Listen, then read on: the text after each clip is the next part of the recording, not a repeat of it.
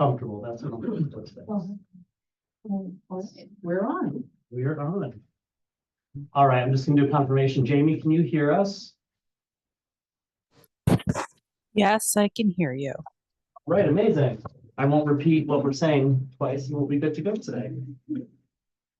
So do we have to, the roll call vote to open the meeting? I will call roll. Okay. Just making sure we have 7 tonight, We right? do. Okay. Chris Asensio. Here. Michael Spall. Present. Ryan Granoff. Present. Erica Matias. Present. Olga Montez. Present. Corey Block. Here. And Chair Aberizic. Here. All right, thank you so much. Our meeting for today is open. Good evening and welcome to the April 8th, 2025 Zoning Board of Appeals regular monthly meeting for the Village of Ossining. This is a public hearing that is quasi judicial. We're using a hybrid format for the meeting with the public invited to attend either in person or via Zoom.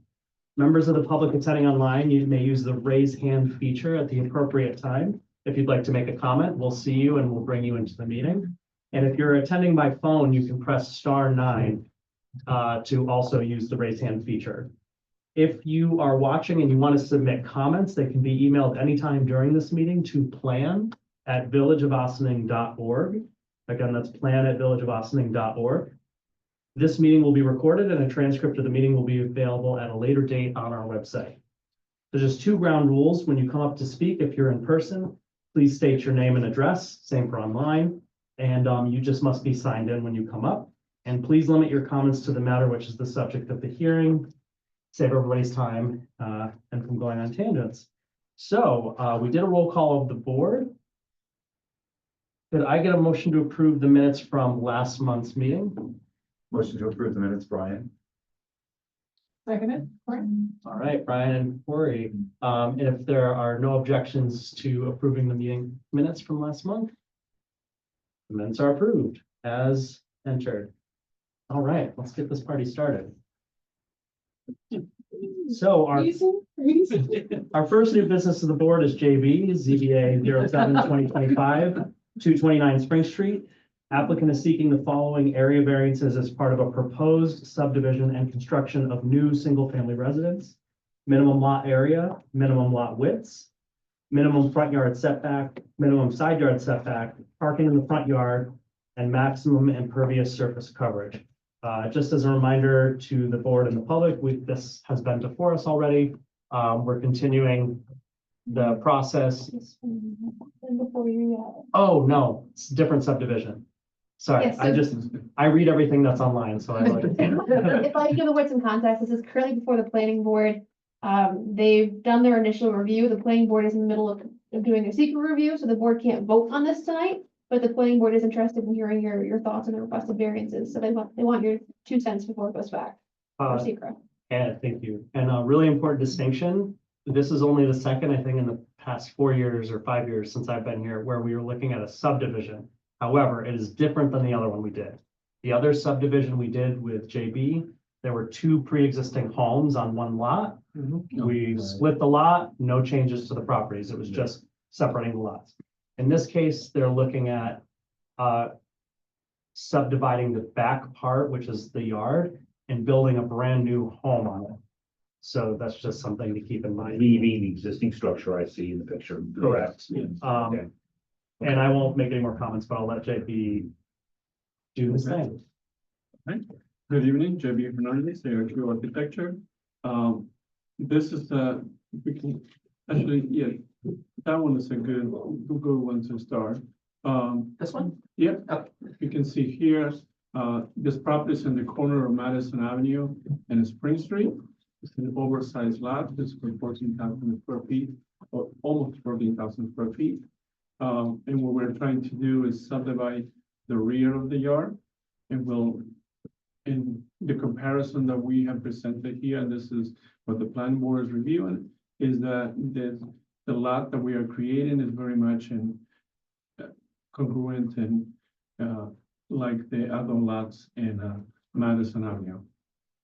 If you move forward. So this is the existing lot. You see the existing house, front and Spring Street, and you see that lot in the back. And that's where you're gonna see in the next slide. One more. actually. There you go, there. You can see that, we are creating 4 parking spaces for the, 2-family dwelling that is, facing Spring Street.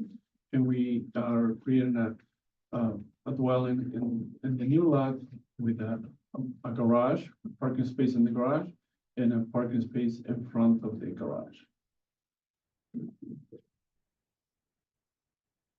I think that's about, yeah.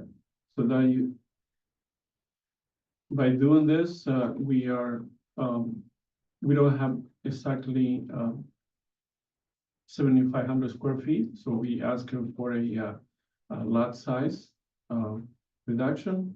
And also, there are 2 or 3 variances that we are required that belong to the building in the front, and those, there is no change. What we are proposing do not affect those variances, but we are, in order to bring up the subdivision into compliance, we need to ask for those variances.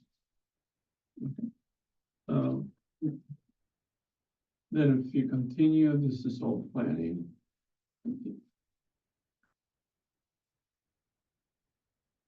There's that's the home we're proposing. And also you're gonna see there are Oh, this is the end. pictures, This is the end. but we don't have the,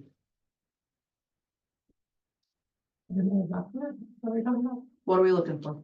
the photos of the neighborhood. I should want it. Oh, yeah. Yeah, that's Oh. okay. These? Very much you can see that the house that we're proposing and the Jason's home, especially on Madison Avenue, they all are very much like. There is no environmental impact. We feel that we change the neighborhood or it's actually, So JB, go back to that for a second. Go back to the photos? Go over here. That one on the right there says area of work. Is that behind the existing structure?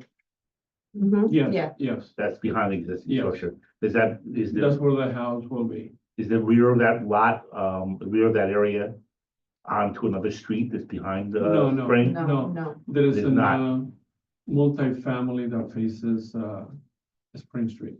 I forgot the name of it, Okay. but there is a large, So if I went to the left of the masonry post there, what would I see? Would it be another street there or just a fence?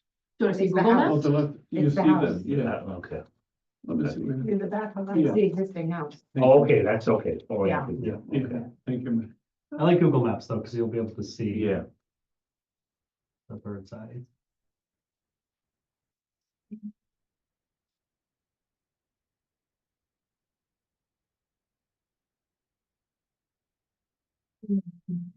There we go. Click that top one.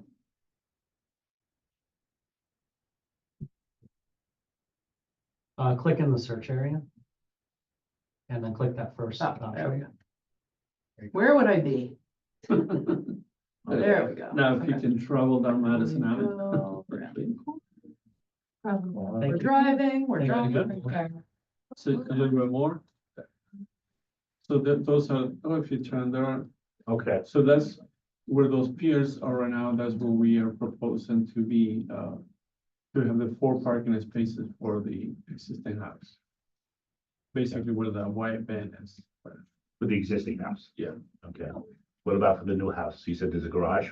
Yes, there's gonna be a garage, underneath the house. Right. And there's 1 parking space outside. Okay.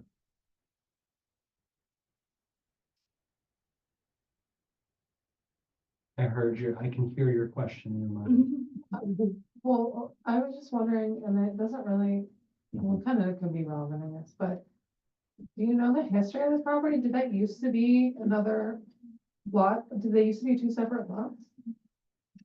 Okay, I mean, we don't have to consider that necessarily, but if they were, and then they were. Just, That's a relevant question, but also I think another important related question to Yeah. ask is, were any other properties in this neighborhood created by a subdivision that required variances? And And I see, I think that they were developed before the zoning ordinance existed, because it seems like. Yeah, we can find an we'll old need tax the map character for that, the- I also have a question. Yeah. It looks like parking would be in the front of the house. yes. Well, you're talking about for which, for two The twenty-nine? new, Well, the new technically, because, tandem parking is still be called parking in front of the house, but we are parking in front of the garage. So we are parking inside it's the garage. attached, I guess. Yeah, I was gonna say, because the rest of the street doesn't have parking in the front of the property like that. They all have a driveway that goes towards the. Parking area in the front yard is currently prohibited under the code, so they're looking, I'm assuming they need a variance for front yard parking. Both properties need a front yard parking variance, and the parking situation on the first existing lot is existing condition.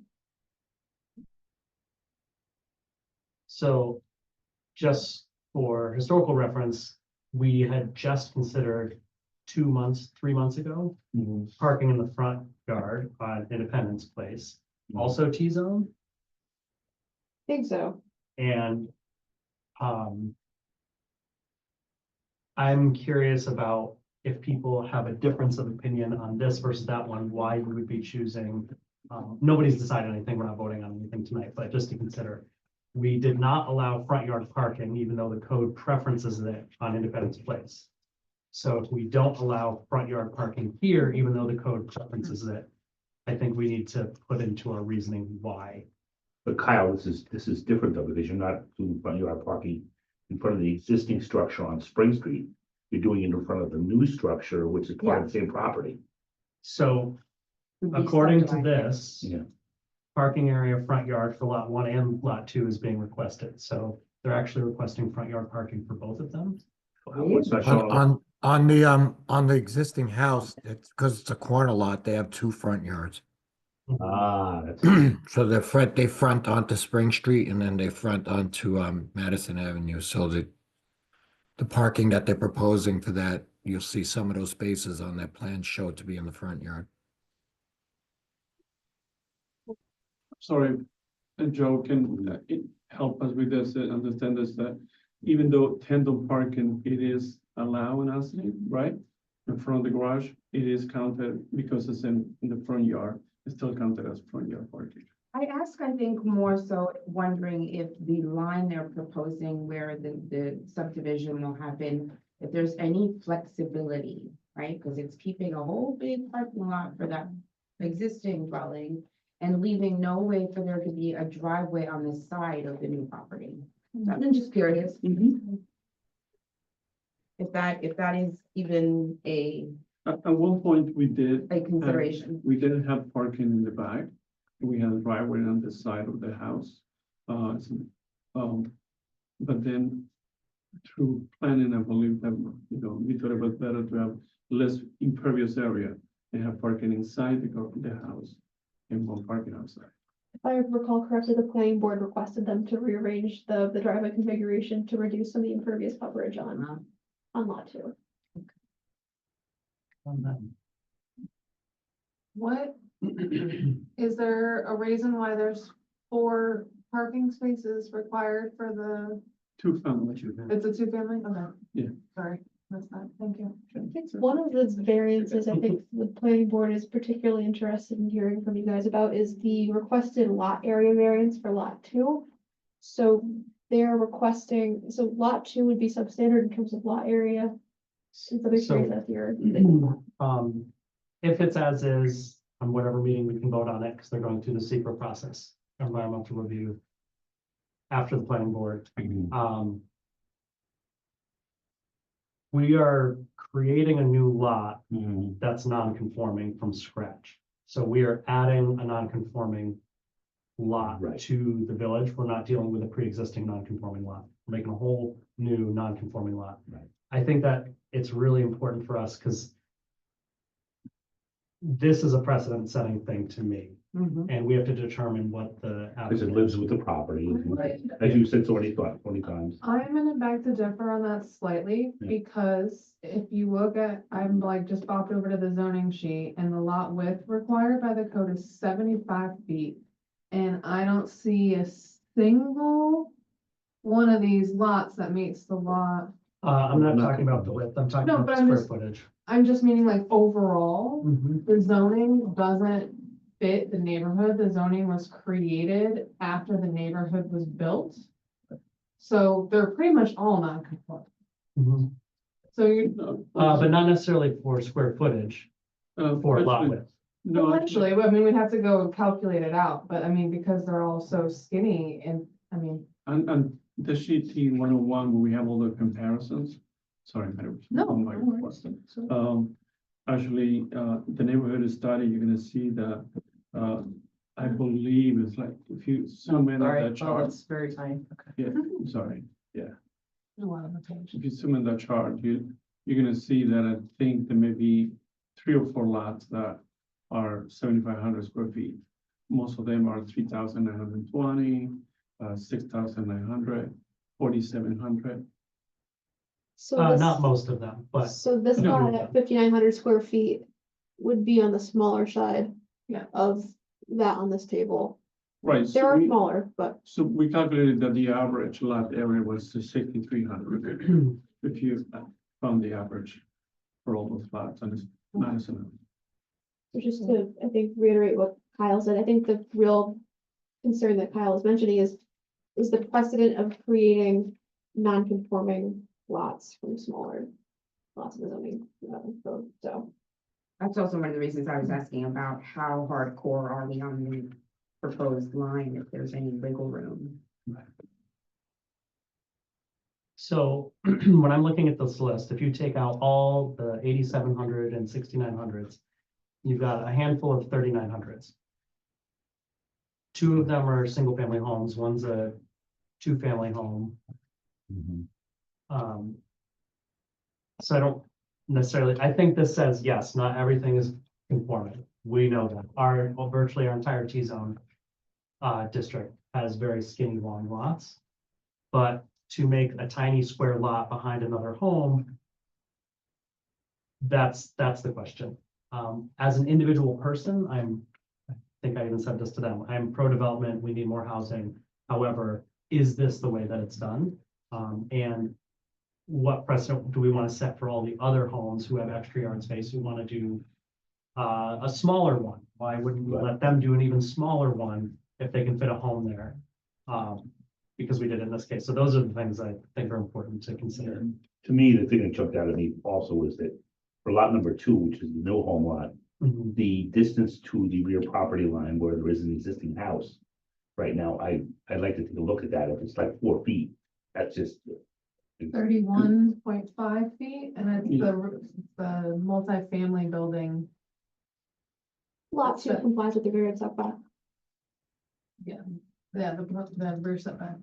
Not necessarily. Oh, so all, okay, So the variances for the new lot 2 are lot area, lot width, and parking in the front yard.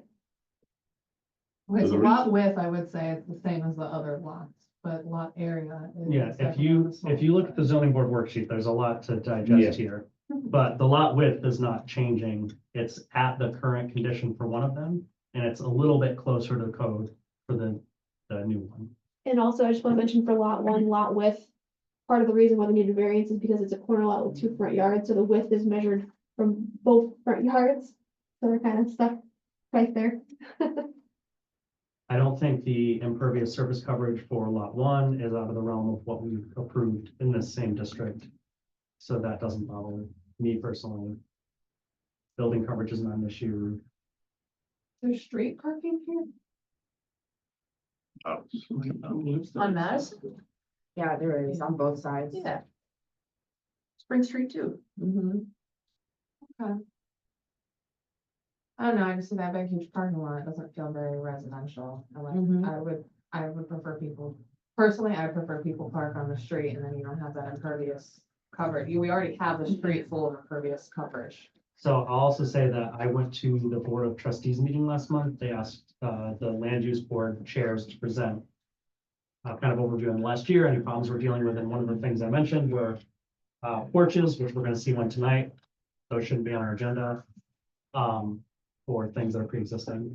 And parking in the front yard is currently the preference in the code. The code preferences front yard parking versus on-street parking. So if we're gonna go against that, we just have to justify why. I mean, in certain circumstances, being that I live in a house that does not have any driveway at all, I would love it if they allowed my landlord to cut a piece of my front just for my one car. But, that's personal preference. It's fine. So- Like I said, in certain circumstances where there is a giant need. Like I said, it's just this giant parking lot, I agree. Oh, is I like- don't like parking lots on yard. I have been historically against front yard parking. I get it, However, it's a multi-family dwelling, but it just seems like such a It's making it huge, even more multifamily dwelling-y in like this little it's neighborhood. such a huge. Partially because they're getting rid of the yard to create the, Yeah, and I Wrong. think, the difference in this case is that they're going for an impervious surface variance. So that's where the difference could be, that we just don't want them parking in the front yard because it's creating this variance in this case, and that maybe we would prefer street parking. which would also require impairments. Right. I love turning them. Well, they wanted to know our thoughts, so. Yeah. So I usually ask questions when we're not gonna vote on something to get everybody's minds turning. I am anti single family home code person. But in my opinion, doesn't matter. That's not my job. so is the. 'Cause I'm the reporter back to the planning board. Is the board's position that you'd rather see street parking than front yard parking? Does anybody else have an opinion on that? That's I'd love to see a smaller lot on the big, I on mean, what the if, is existing there an house. opportunity with, what if I using think, pavers or some sort of alternative substance to create a more pervious? Or even, landscaping, there's zero, oh wait, there's a hedge, I guess, in the Mhm. street, so, okay. Never mind, I didn't see that. It's a little- I'd love to see more options than what's here. but I know, just because the planning board might have a competing idea of what they want versus us, and we have to grant the variances in the end. What about tandem parking for one unit, which is just a straight little driveway, skinny, and then 2 on-street parking for each of the other units? That would. I guess the question is an on-street parking variance, because only variance for that. Preferable to having someone park in the driveway, which is also an existing condition, needs a variance because of subdivision, that is an existing lot. But the parking lot isn't paved like that right now, right? Maybe It's only No, a it's tiny, not yeah, it's paved only a like little that. regular. But we parking need spot. to demonstrate that you can have, so it can be the situation where we can demonstrate that you can have 4 parking spaces, but maybe tandem, we can do tandem and not do all that impervious area. So you have 2 families in each home. With tandem No, parking, no, you. I'm sorry, I don't mean to. Oh, yeah. We are not proposing a 2-family. Oh, single family. It's a single family. Okay. So you only need 2 for that, but for the 2-family existing structure.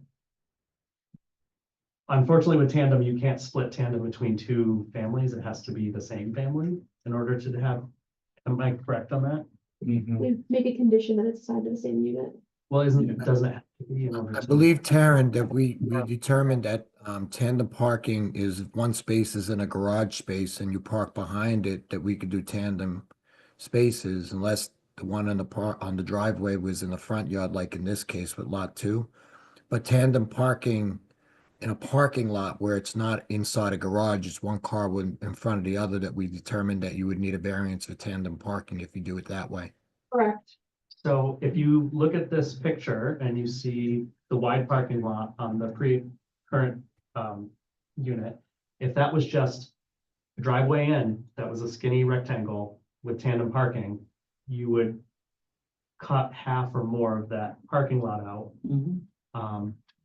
It looks like you're already considering tandem parking on the single family Yes. home, and then so you'd have to put 2 cars on the street, but you'd get a much smaller footprint of that parking lot. The proposed two-story structure is going to be owned by the same owner as the current structure? I don't, is it? Yeah, well, currently it is, but I'm sure not in the future. Not in the future, he may sell it off as soon as he gets it built. Yeah, which we can't consider. That's their prerogative, yeah. Which we should consider, but this will be two separate properties. Oh, yeah, well, there are definitely gonna be two separate properties, but what he decides to do with that other Oh, yeah. home, we can't. Well, I'm just saying with regard to coordination of parking resources, that's. Yeah, makes sense. So if it's tandem parking for the lot one, does that mean lot two becomes bigger because there's less need for parking? No, lot two is gonna be tandem too. The No, new but- home. But like, so, yeah, exactly. Oh, That would disappear. disappear. Where the Got it. parking spaces are proposed, it would be grass. Yeah. But would it be But attached to I know lot where- one or lot two? is Exactly, what I- because like I yeah. know Olga said like she'd love to see like lot one and get smaller and lot two get bigger, so it's more conforming, so. But we is that- always, unfortunately, we don't have 15,000 square feet, so I'm always gonna be deficient. Yeah. Either a little bit deficient in each lot Got it. or deficient, always gonna be one. that's- Lot one is right at the, Yes, with the, right at the. So lot one, pre-existing, you see the curb cut? Imagine a driveway that skinny, everything else disappearing from low. Yeah. That's what I'm saying. Mhm. Cars are parked tandem. Mhm. You lose more than 50% of that parking lot. Two cars would go on the street.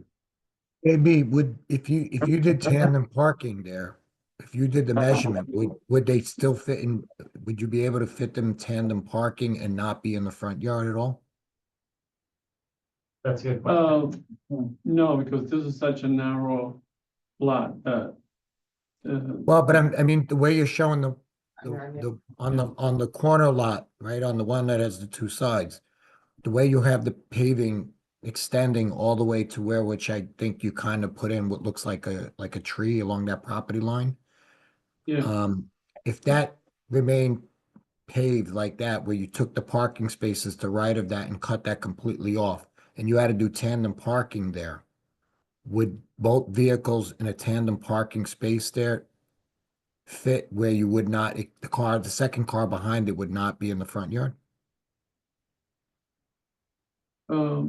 no, I think there's still, let me see, I have the, What I want, Joe, I'm using green apparently. Right. What is the, Right, so you would have to park the two vehicles starting all the way to where your pencil is now, one there and one behind it. exactly, Would the second car behind it be With able to park space in there here. without and extending into the front yard? Front setback's 30 feet. is it Yeah. 50 feet? and this It's is, so only I'm able 60. to park one car beyond the front yard. Yeah. But if it's tandem, the second car will be in the front yard. It would still be in the front yard, so that doesn't eliminate the need for front yard parking variance. So you would eliminate the impervious surface coverage there, but you would eliminate that variance request if you can reduce it, but you would now need an additional variance for not only the parking in the front yard, but tandem parking. You're adding additional. We already needed parking in the front yard. It was already. required. Right, but you now also would need a variance for tandem parking. So this is also a little interesting because But I it's know- more in keeping in character with the neighborhood. I know the planning board's preference is to keep cars off the street. So now all of a sudden we're gonna be butting into, Well, at the Board of Trustees meeting, when I brought up Independence Place specifically, Mhm. they preferred cars on the street. yeah, but Independence Place is a little bit different. That was, you had gravel parking right up to the property line. This is a corner lot with two front yards and it's got the parking lot on the longer front yard. It is more of an existing condition, even though it's not completely paved. I'm just wondering, instead of requiring cars to park on the street, if there's a way to reduce the impervious coverage variance, which gets rid of some of that large parking lot feel while also keeping cars off the I road. don't know if they can get rid of too much of it though, because when you have parking this way, but you're coming in the opposite direction, you have to But be able to using like back out. pavers or some Yeah, other substance We to, can reduce the impervious. I We think can that's do a that. good compromise between what the planning board might want and what. we want. I think we should be on record saying that we don't want like a parking lot style or absolutely, something. and I can convey that to them. Yeah, But I know based on the last year of the discussion, like they were looking to keep cars off the road. I just suggested more options than what's drawn here. Absolutely. And we have gone through that with the planning board, so we can share the different options we gave them. Because one of the options was, I was just gonna ask, the reason, we go back to the size of the two lots. We kind of had a split that we required, both the lots require area variances, but they were not as substantial. So we're trying to do that. The planning board, how did they react? One of the guidance was to just make one lot compliant.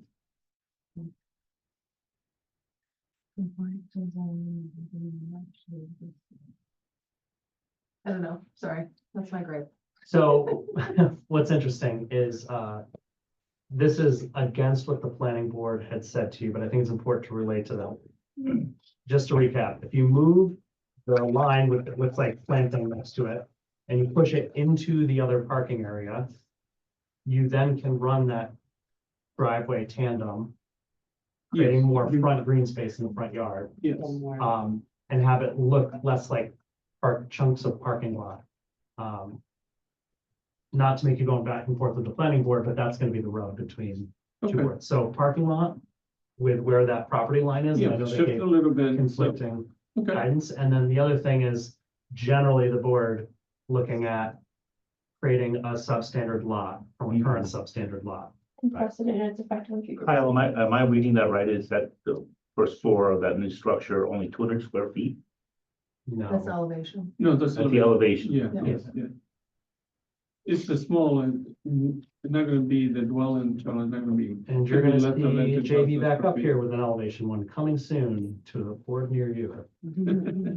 How big is the structure to be fair? It's, I believe it's 2.5. And Yeah. how many square feet is the full structure? I have the floor plan, it's about. It's less than 2,000 square feet. Less than, okay. Lot two is gonna be 1,088 square feet. Okay. First floor. Yeah. So. Kyle, question, when you were showing on the diagram, to remove that asphalt on the first lot, were you also saying for them to move the property line to make that more conforming into that space? So based on what we discussed, we have conflicting guidance for the applicant from what the planning board gave on the parking lot itself. So, they want this, we don't necessarily want this. And they made the applicant move the property line closer to the new dwelling to accommodate that parking lot. One of the suggestions was, can you actually move that back and then take the new parking? I wish I could just draw on this. It wasn't, no, no, it I wasn't just think- the parking lot, though, it was also making one of the lots conforming to the lot area with the zoning, so that's also part of the reason why the lot. But line I- got moved. And Right. that's why I'm asking that question, because if they move that property line to gain more square footage on the lot that they're trying to create, the existing lot won't meet the minimum, so you now would need a variance for that as well. But if is that what you're asking that they do, to ask for additional Fact, variance? however, in keeping with the character of the neighborhood, if you go back to the list that he showed us, I think it's in this document, that includes the, or maybe it's not in this one, No, right there, neighborhood Averages? study. And if we zoom into that, right now he's at 7,500, but if we really want to stay in character with the neighborhood while making 60 the feet. other property less of a non-conforming lot issue, because right now it's smaller than these.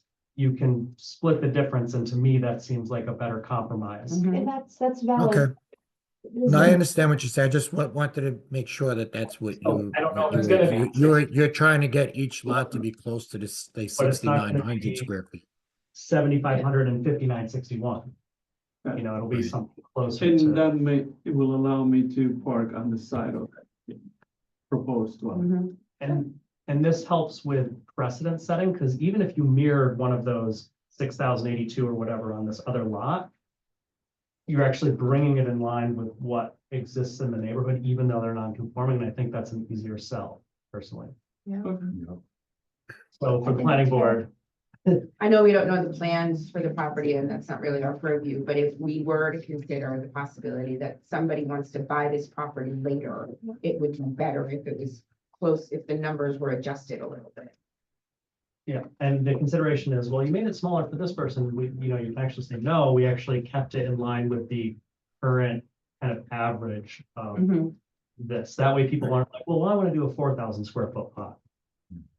So just so I make sure I report back the correct things to the planning board, making both lots closer to 6,900 square feet, so they're more in character with the neighborhood, even though it requires variance for lot Based on one, his, based on the chart.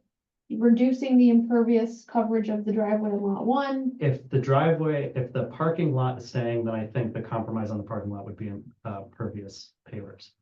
Not impervious, pervious pavers. But in order to, we had to do the tandem in order to move Yeah. the lot. Okay, I don't think, so normally we don't like to add variances to an application because then we're going further away. In this unique case, I think that adding variances actually keeps it within character of the neighborhood and doesn't set a bad precedent for subdividing lots that are not conforming. I agree. But normally that's not the guidance. So, Okay. but in this case, it's unique. Okay. And since we can't vote tonight, anybody else have any questions on this? Do we need to open this up to a public hearing? Okay. Could I get a motion to open this public hearing? Go ahead, Brian. No, go ahead. Brian. Seconded, Olga. Brian and then Olga. If there are no objections, public hearing is now open. Is there anyone online or in person to speak on this application? Seeing none, hearing none, could I get a motion to adjourn the public hearing? Motion to adjourn, Brian. Second point. Brian and then Corey, hearing no objections. Public hearing is adjourned. Thank you, JP. No vote today. But I think you got good guidance. We understand the rub with the planning board, but Taryn's gonna help relay that communication. All right? thank you. Are you this next one as well? Yes. A motion to adjourn this. Yeah. if you want to do your application. Oh, yes. Could I get a motion to adjourn the application? Motion to adjourn, Brian. Seconded, Olga. Hey. If there are no objections to adjourning this application, application is adjourned. Thank you, JB. Before we get on to the next one, oh, this is the staircase. This is short. Yeah, so, Or no, this isn't the staircase. no, this is, I'm wondering if we can, even though JB's up here, these are longer, if we could just move the staircase to the next on the list, as opposed to making them wait. That is a short, I think. JD has a conflicting JD has a appointment. Oh, okay. All right. this one shouldn't take. Shouldn't take- We tried. So just before Jamie gets started really quickly, this is another one that's currently before the planning board for site plan approval.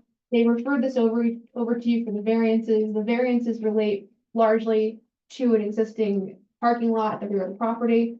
The PSA, the planning board wanted me to relay to this board is. Handicap parking. Yes, so you'll see that there's a handicap parking space posted at the rear of the property. The issue that we're working through with the planning board is creating an accessible route between the parking space and the entrance of the building. And so they referred this to you kind of with the hesitation because of this accessibility issue. That's not for this board to consider, but they wanted you to just be aware of that. So having looked at this in detail, in a straight line, if we look at the contours up near the handicap spot itself, contour line, it's 204.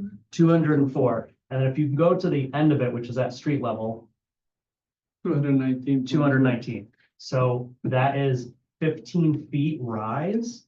And for ADA compliance, it's 1 inch of rise for every foot along the ground. So in a straight line, it's probably not feasible.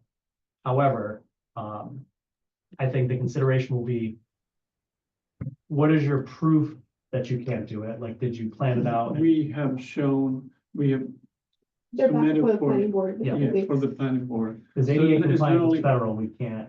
Right, and we also been in touch with the state, so hopefully by the time the planning board meeting meets, we will have that. We also went as far as requested for the board of trustees, if we can have a parking space in the front, which is not feasible. We did explore having a parking space there. That was not feasible either. And not only, just to clarify that, the law, and we have, I don't want to, like you said, it's federal law, we don't want to get into the code and stuff, but it talks about being ready, achievable, And also, it's not only the ramp need to be 1 and 12, you cannot have more than 20 feet without having a landing.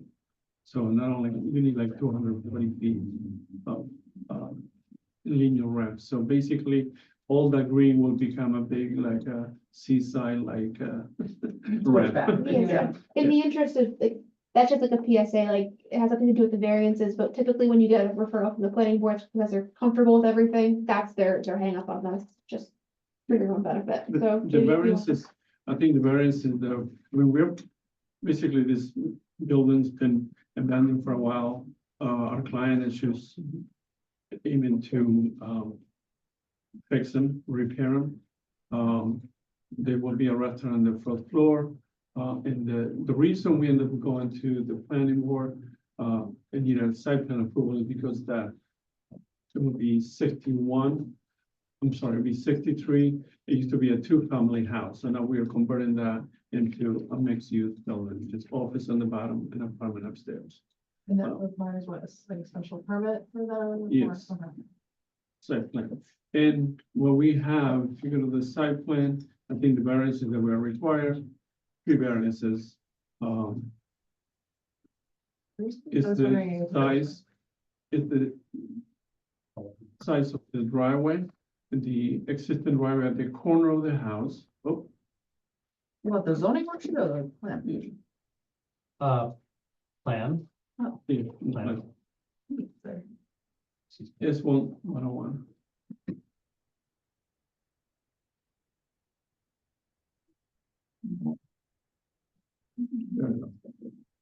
If you zoom in on the corner of the building, the existing driveway to the property line is 10 feet, 08. And that has been done for as long as the building's been there. So we're not proposing any change to the driveway, just that happens that's a variance that we required.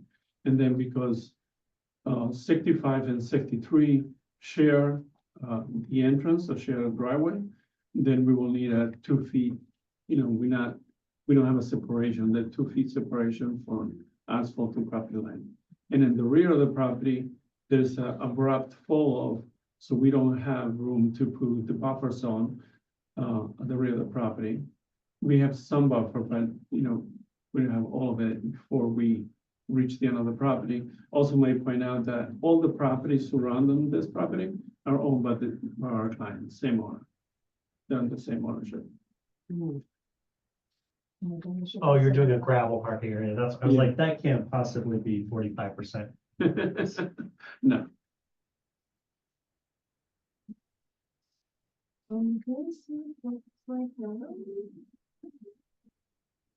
Like, Like Google Maps. yeah. so also there's a picture from The the, pictures will be better. yeah, think there's a we'd see that picture of the from- garage. Hmm. It's amazing, so, yeah. So That's there a not rear what floor? I wanted. I don't even see the parking, the driveway in there. Look at No, the pictures. I'm sorry,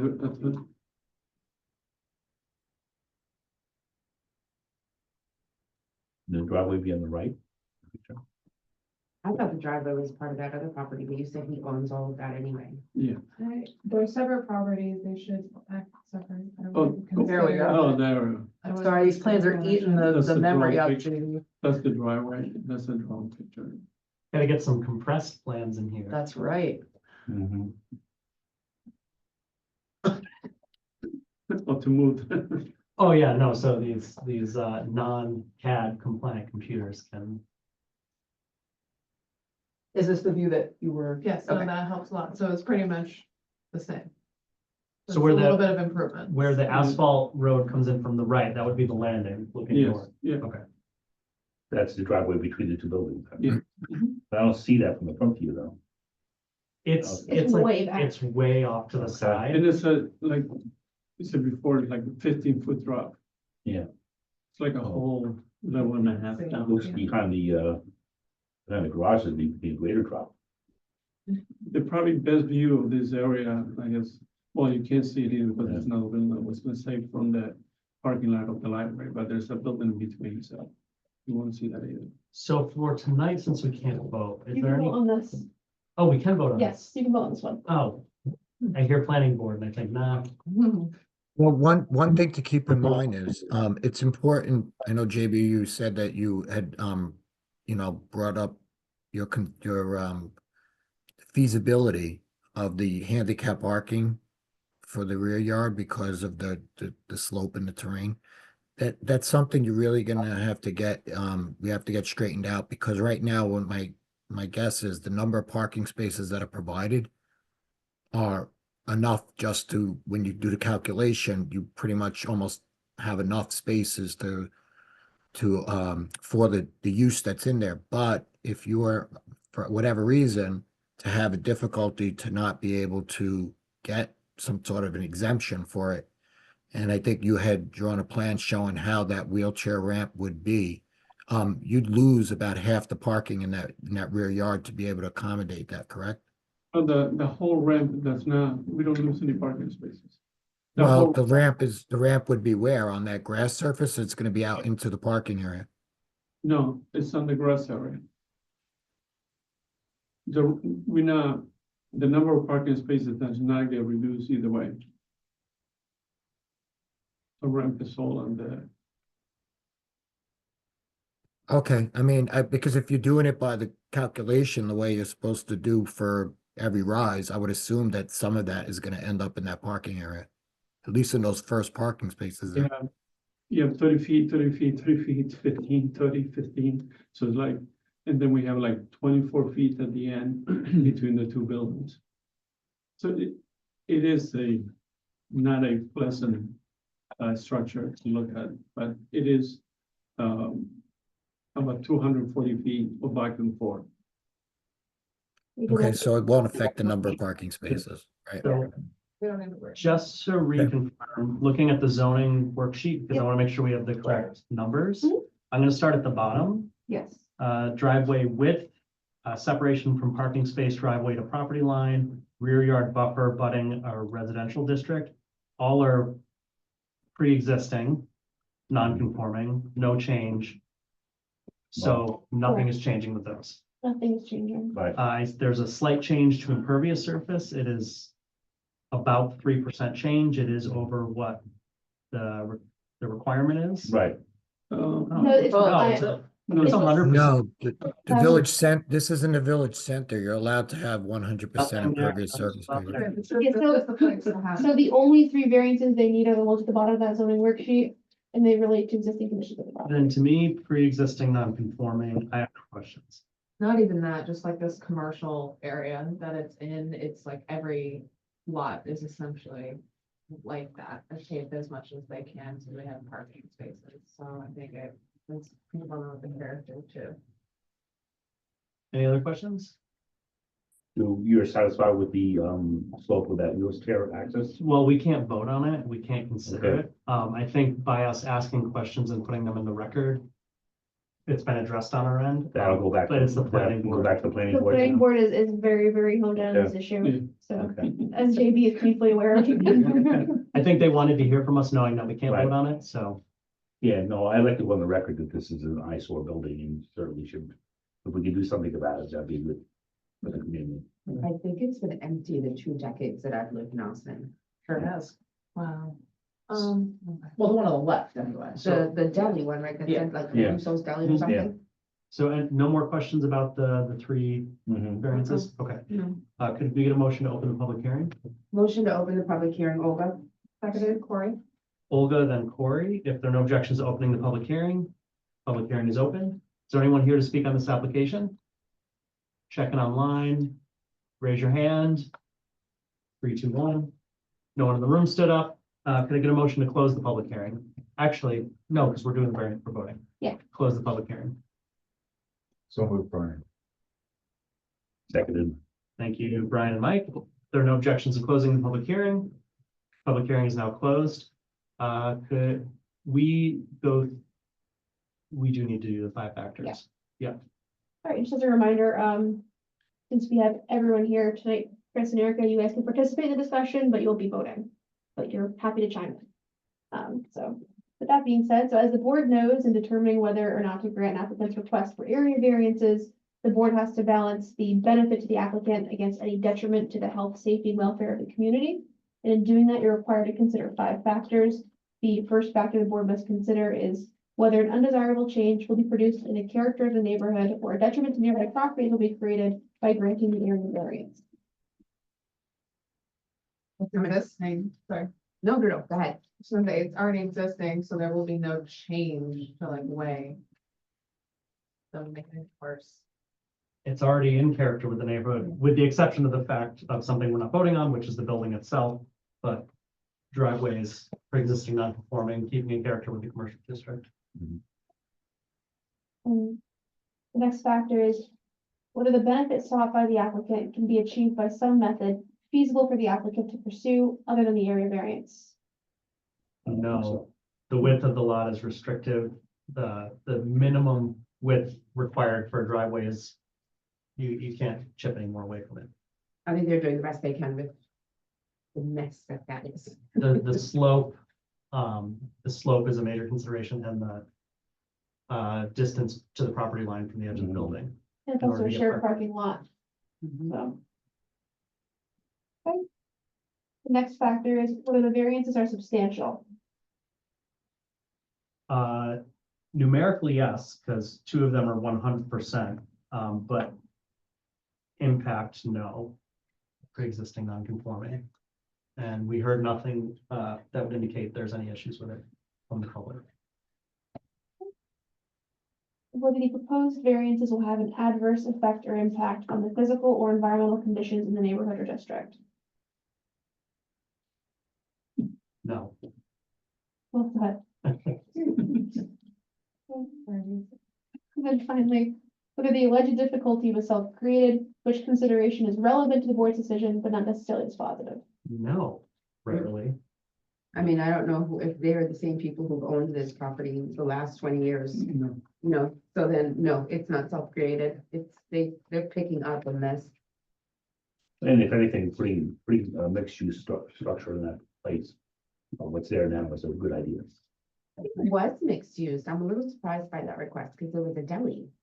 No, this, the other one. The other one's getting mixed use. Yes. Gotcha. So Okay.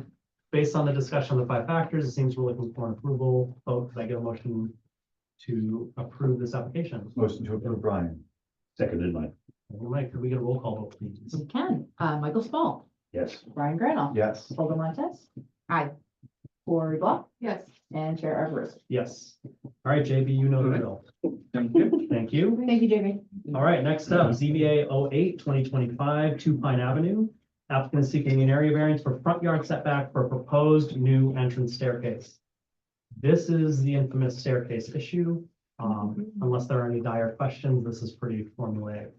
Let the applicant Yep, of course. see what they want to say. Just so you know that we're very well aware of why variance is needed for this property. Thank you. So the house is pre-existing non-conforming to the current setback. The front porch fell into disrepair. My client removed the front, well, he was doing repairs to the porch and one thing led to the other, so they ended up removing it right down to the foundation. And I'm here tonight to get permission, your approval, to rebuild it in kind. So that we can regain entry to the first floor of the house, which is 1 story up. Sir, would you mind just introducing yourself and your affiliation with the Yes, project? I'm an architect. My name is Scott Kamen. I'm a 30-year resident of Ossining. And my client is Noah Depa on 2 Pine Avenue. Thank you. All right, so replacing in kind, Yes, work was probably stopped pending permit and correct, variance. And for safety issues or for Correct. safety reasons. correct. All right, I have no questions. No questions. None for me. No? All right, can I get a motion to open the public hearing? Motion to open the public hearing, Brian. Seconded, okay. If there are no objections to opening the public hearing is now open. We do have someone raise their hand. If you want to come on up, sir, just state your name and your address, please. My name is John Leslie. I live across the street. I'm at 121 Dale. And Noah's been a good neighbor. And and I have direct view of the situation, and I would say for whatever reasons that it has taken this long, it's certainly been too long. So it's something that he needs to have done. And my wife said something this morning that made me come up here. And that was, my wife's been in the house more than I have, but they've been effectively been reduced to 2 exits, the garage and the back door, if I'm correct. And and there are kids living upstairs. So God forbid that if there was ever a fire, you know, they've got to come down the stairs and there's no front entrance. So if that can figure into your decision in his favor, I would appreciate that you consider that, because it's, you know, they're lucky that there hasn't been an issue. You mentioned a safety, that's certainly part of your decision-making process, but they're lucky that something like that hasn't happened. So the sooner the better you get this done, because it is a simple thing. They just wanted to replace the stairs. They were in terrible situation. I can attest to that. So thank you very much. Thank you so much. Thank you. Thank you. The intention is always to get the permit before you remove the stairs. And so that's, I think, why we're in the situation we're in right now. And then we, oh, sorry. I was just gonna say, I think we would all agree that like everybody needs entrances and exits to their house, and I think that's why we've advised the village to look at that part of the code. So last month, we had asked the village Board of Trustees to make it so you don't have to come here for this specific issue. Hopefully in the future. We'll see what happens. All right. Any more comments from the public? Hearing none, can I get a motion to close the public hearing?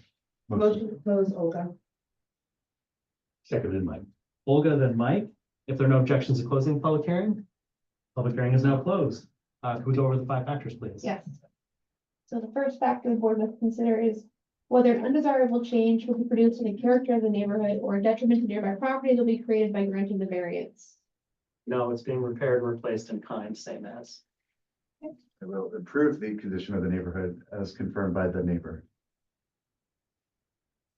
And whether the benefit sought by the applicant can be achieved by some method feasible for the applicant to pursue other than the area variance. No. I would say no, because replacing in kind, and it's not a very big footprint anyway. No, they need stairs. I don't like floating doors. It's a safety issue. Then the next factor is whether the variance is substantial. Neither numerically or impact. No.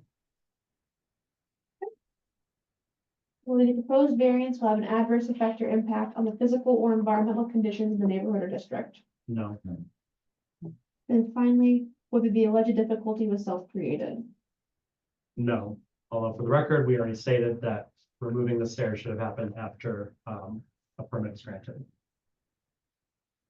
But it's obviously not determinative. And there's no way to avoid this variance. Correct. All right, it seems like we're looking for an approval motion. If I could get someone motion to approve this application. Motion to approve, Brian. Seconded, Olga. All right, we get a roll call vote, please. We can. Brian Granoff, Aye. Michael Spall. Aye. Olga Montez, Aye. Lori Block, Aye. and Kyla Bruce. Aye. All right, you're all set. So just so we're clear, Joe's office, I'm gonna sign a resolution when they prepare to give it to me, and then you'll be notified from their office when it's time to start the construction. It should be, how long?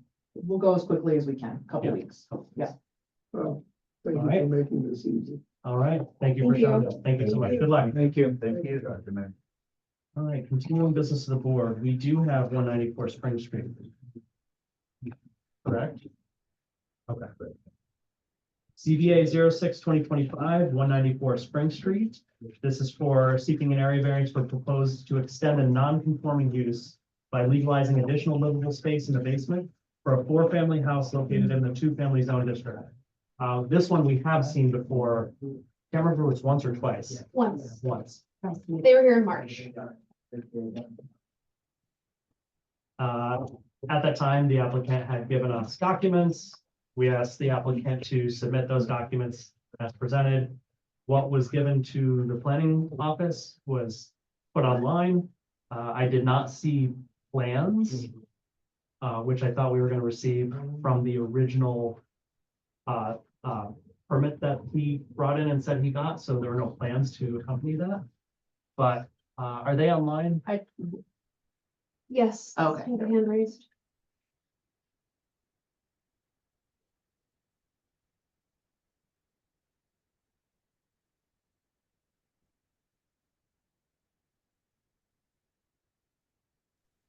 Hello, everyone. My name is Vladimir Levin. I'm the architect of the project. Vladimir, would you mind turn, oh, there you are. Yes, hi. Thank you. So is there a question that the board did not receive revised plans that accurately depict the existing conditions? So one of the things that we were under the impression we were gonna get was there was a 2008 permit, but there were no plans for that 2008 permit that was submitted, but we were told we would get those. The discussion that the board had with the applicant last month was that at some point in 2008, the applicant had applied for a permit to legalize living space that was done in the basement. And for whatever reason, the applicant never received a CO for the work to close everything out. And so now he's requesting a variance to legalize that livable space in the basement. And so what the board wants to do is compare what was in the approved plans back in 2008 versus what is being presented now to see if there's been any change to form a basis of their decision. So we received a copy of the 2008 building permit, which was helpful to see, but we did not receive the plans. I was unaware that that was that the board asked to see that. I don't know if the owner was aware of that. He certainly didn't convey that to me. But the submitted plans that I did depict the current existing conditions of that basement level. So just to confirm, so there's no confusion, because we've seen similar plans. The finished basement legalization, is that the plan where it shows the line going down each of the area plans on page 1? Is this the current existing? If you could show me what you're looking at, I could confirm whether it is or not, or I could share. Yep, that's it. Not that one. It's going to be So this is existing? Yeah, this is the current existing conditions. But I without- believe you're proposing some alterations as part of this, correct? Because that red line that you're putting in there, that's not currently how it's divided. That's correct? That's the way he's proposing to do this? Yes, that is correct. Yes. And also, I think the Right. staircases that go down there are gonna be removed because your plans show to remove them and rebuild new staircases and so forth. Well, yeah, because they're not, they don't conform to the building code, so the stairs are being replaced with code compliant stairs. Right. Which I'm assuming in the 2008 permit, there were stairs on there, but I don't know if what was proposed in those stairs are the ones that are actually there because like you just mentioned, those stairs are not compliant. So I would assume in 2008 they weren't either. So that's the importance of why they would like to see the plans from 2008 to compare what we're doing today. Okay. If there was a permit issued to finish the space in the basement, why do we need a variance? Because the 2008 permit does not have a C of O. There was no inspections associated with it. If the permit was issued at that time, it may have been for a portion of what you're seeing there now. So we don't know if the 2008 plan only showed some portion of Right. this being finished, and what we're seeing now has expanded since. I see. So I guess that we, you know, I don't know if I don't think the owner is at the meeting right now. But we could, you know, we could provide those plans. But if we could backtrack a little bit, I'd like to question whether, you know, finishing the basement actually requires a variance to begin with. I don't think, I think it's the intent of the zoning ordinance to limit the actual size of the building. with respect to its bulk. And we're not doing that here. In fact, the first exception number 1, states that any non-conforming use of a building or structure may be extended throughout any part of the building. And it seems like that's what we're doing here. Well, I don't think it's extending the size of the building. If you had a basement that was an unfinished basement and you increase the living space, you're extending the nonconformity. Because if you already have, say, in this case, a 4-family home in a 2-family zone district, and you're expanding the size of those units, you're essentially expanding that nonconformity. And And that's also- what the variances you're applying for today. Right, And but also- I think that the first exception allows us to do that. So I'm the reading it incorrectly. exception, so it's an expansion through a portion of the building or structure that was obviously or manifestly arranged or designed only for such use at said time, said use was rendered non-conforming. So if you're expanding into an unfinished basement, the unfinished basement was not manifestly arranged or designed for the living use, it was unfinished. So that's where the second portion of the exception comes in, where you can extend the extent of a non-conforming residential use by up to 10%. Beyond 10%, you would need a variance. So that's how the two criteria work together. Okay. So the rub is the extension of the non-conforming use based on what documents we actually have on the record is beyond what we have approved in the past, and there has to be a compelling reason why we would go outside what we've previously done for extension of non-conforming use.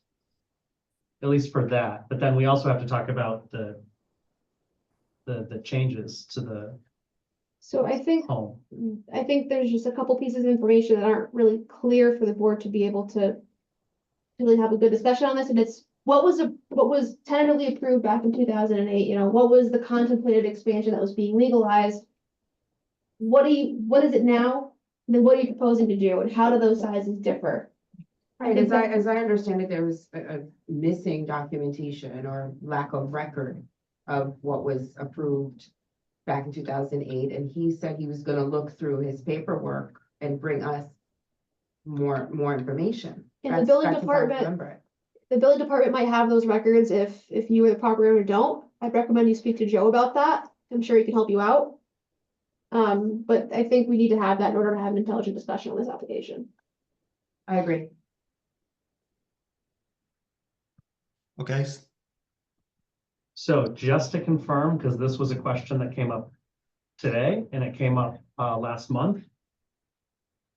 Are you on our agenda able to click through the plans as we have them on the public record? Am I able to do that? Yes. Yes, okay. Can you identify for me in those links which plan you want us to use for current status quo today? And which one you would like us to use for this is what we're proposing for changes inside the building? Sure. Should I share my screen? You Okay. can just tell us which of those Oh, I links. see. On them. It appears that the last two are the same, so it's really the distinction between this one here dated 1/22 Yep. and the one at the bottom dated 3/19. So I'm asking on purpose because there's some conflict between those two documents. And so I want to know from the architect and the applicant, what do you want us to focus on? Because there's some conflict between those two. If you go to the January 22nd revised plans document and you look at the top where it says area plans, they're split right down the middle. And then if you look at That's inaccurate. That is accurate. That's why I'm asking. Yes, that is accurate. This drawing is. Okay. So for the revised plans, do we leave them on there? Do we notate that? If the applicant wants us to take off the erroneous set of plans, we can certainly remove them. Just remove some confusion. Yeah, if they're not correct, I don't see a reason why we should keep them. Right. So Vladimir, a recommendation would be reaching out to request that we remove the revised plans January 22nd if they're incorrect. Because this is in the public record, and if they're not accurate, we just get them out of there. Because this is where some of our questions stemmed from. Okay, And then, Well, I think we need the plans in there because I think it shows existing when we scroll down, right? So it should be called existing floor plans then. Like that, what was up top was not correct, but I think these are existing or some, no? Is there anything about these plans that are correct? yes, if you could scroll up, please. Yeah. So the existing basement floor plan, that is what is existing. And then the submitted revised floor plans show what the proposed basement plan is. Okay, You could clean that up on one like document existing. That would be helpful. and just make sure you have the square footage of the existing and the square footage of the proposed. exactly. And Vladimir, about maybe when you first were introduced to us, you mentioned something about stairway changes too with regard to different stairways that are gonna be put in, that are gonna be code compliant. Would that change the location of those stairways or they'll be the same? They're in the same location. And the same footprint? Well, they're slightly larger because they need to be, but they are in the same general location. So, the confusion is averted, we're good. We just need to see one set of plans that has Wow. current and proposed And then. with accurate 2000. numbers.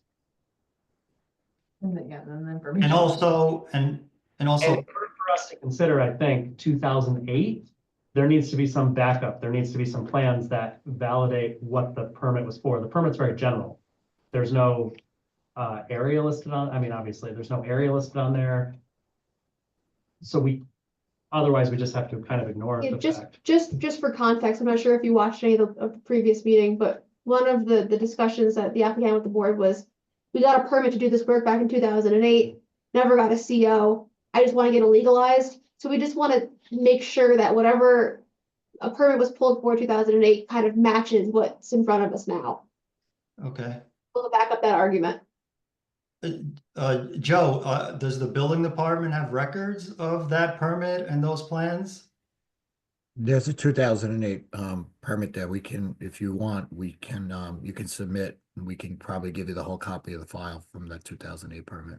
Okay, does the owner have to submit a record request? They just have to contact the village clerk and ask for a FOIL request and just ask for copies of the documents within the file of the 2008 permit.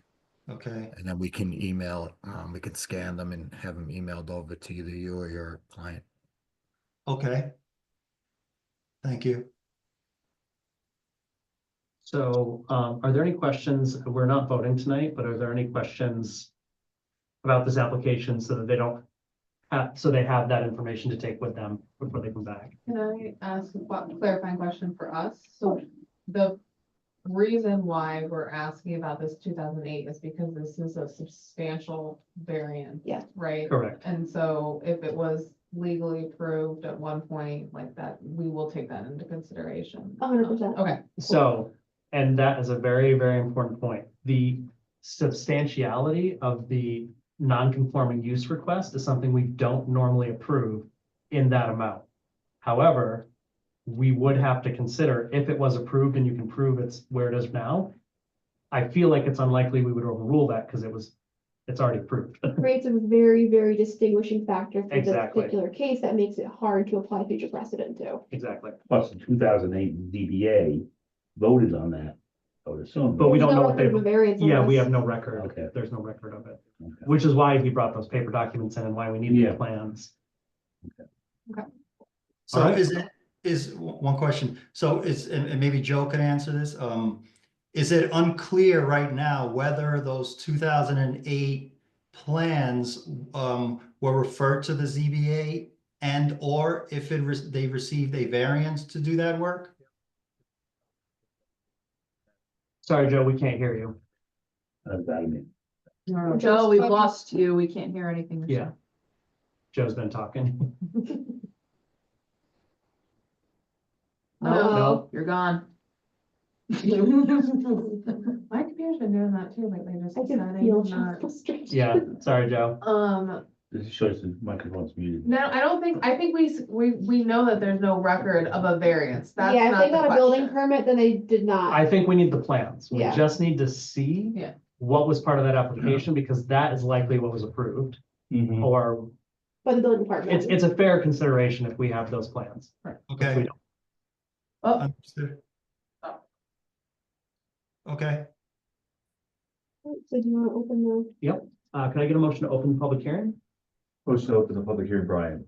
Seconded, Mike. Brian and then Mike, if there are no objections to opening the public hearing. Public hearing is now opened. Is there anyone here to speak on this application online? We have no one in person. All right, you'll have another opportunity in the future. So can I get a motion to adjourn the public hearing? So move, Brian. So, seconded, Mike. Brian and then Mike, and that's just for the record. If there are no objections to adjourning the public hearing is adjourned. thank you. Of course, we're just gonna, can I get a motion to adjourn this application? Motion. okay, Corey, motion adjourned. Seconded, Vladimir. Olga. Corey and then Olga, if there are no objections to adjourning the public hearing is adjourned. Thank you, Mr. Levin. If you have any questions, Joe's familiar enough with this now and what we've been talking about. He can probably answer questions. Thank you. Have a good evening. You too. Take care, thanks. Thank you. Thank you. All right, just a reminder for the board, the adjourned matter 133 State Street. This is month 2 out of 3. We had previously discussed that if in May we do not have substantial updates, you can't just write a letter, but actual updates to this coming back to the board, we would have to consider whether or not we might keep that on the agenda. So, I'm sorry, not to contradict you, but Yep. in March, wasn't that the second time it was on our agenda? It was on last in February, so they have March, April, and May Okay, yeah, for the policy meeting. I got confused when you were like, this is month 2. I yeah, thought last month was month 2. we did too, but it was a little confusing. Can I get a motion to adjourn the meeting? Motion to adjourn, Olga. Seconded, Brian. Olga, then Brian, hearing no objections, meeting adjourned. Thank you so much. Thank you, Joe. Thank you, Good night. Jamie. Thank Thanks, you. Jamie. Thanks, Joe. Thanks, Jamie.